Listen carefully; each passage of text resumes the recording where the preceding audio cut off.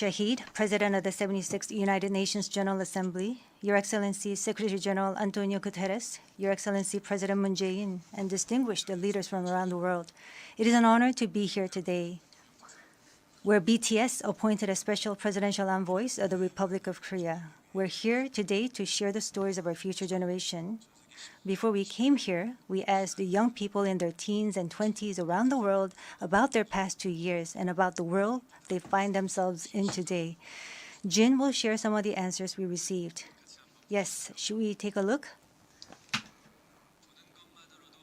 You can feel the good vibes from just looking at these. There were times during the past 2 years when I too felt bewildered and troubled. But still here, we have people who cry out, let's live on, let's make the best of this moment. Because we can't stand still when we are in the ideal time of our lives to take on new challenges. It wasn't as if we could blame anyone, and you must have felt the frustration. Here I'm the same as I was yesterday, but the world changed like we were transported in a flash to a parallel world. I was saddened to hear that entrance and graduation ceremonies had to be canceled. These are moments in life you want to celebrate, and missing out on them must have been upsetting. We were heartbroken when our long-planned concert tours were canceled. And for a while, we yearned for the moments we wanted to make complete. Yes, it was a time for us to mourn for the things that COVID took away from us. A time to discover how precious each and every moment we taken for granted were. Suga mentioned the precious things we taken for granted, and lots of people answered our question by sharing pictures of their precious moments. Many people showed how they share their moments with nature.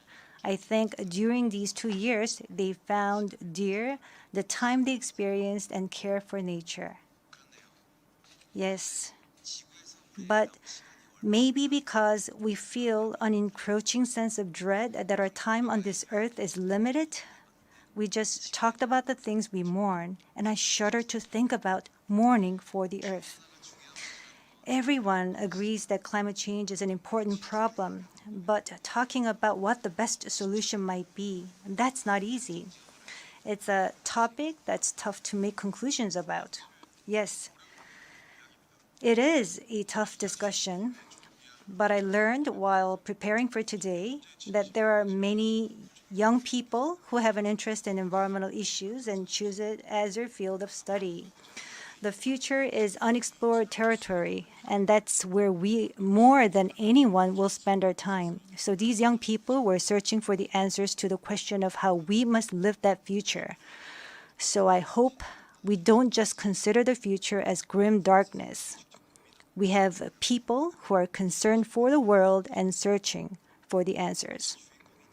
There are still many pages left in the story about us, and I thought we shouldn't talk like the ending's already been written. Of course, sometimes the world seems stuck in place, even if you're ready to go. Sometimes it feels like you've lost your way.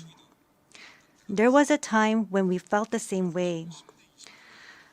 I've heard that people in their teens and 20s today are being referred to as COVID's lost generation, that they've lost their way at a time when they need the most diverse opportunities and must try new things. But I think it's a stretch to say they're lost just because the paths they tread can't be seen by grown-up eyes.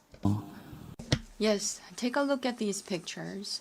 Here we have many who are trying hard to continue their friendships online in new ways, start learning new things, live healthier lives. I'm sorry, excuse me.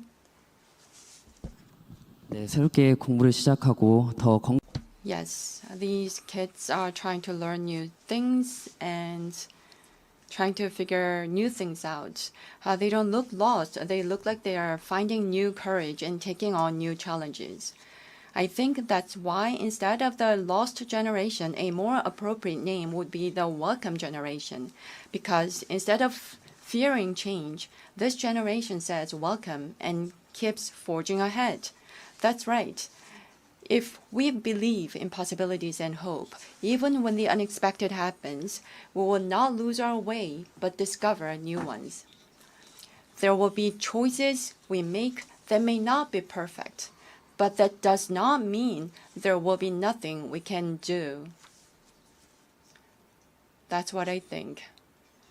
What is important are the choices we make when we're faced with change, right?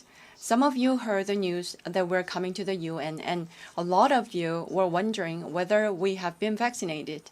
And I'll take this opportunity to say yes. All 7 of us, of course, we received vaccinations. The vaccination was a sort of ticket to meeting our fans waiting for us and to being able to stand here before you today.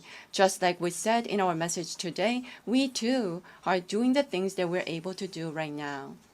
Like the vaccinations, efforts are continuously underway to keep this new reality going forward. And I think the day we can meet again face to face is not far away. Until then, I hope we can fill each of our days to the brim with positive energy. We thought the world had stopped, but it continues to move forward. I believe that every choice we make is the beginning of change, not the end. I hope that in this nascent new world, we can all say to each other, welcome. And now, as we look forward to this future, the permission to dance is our message of welcome that we want to share with everyone today.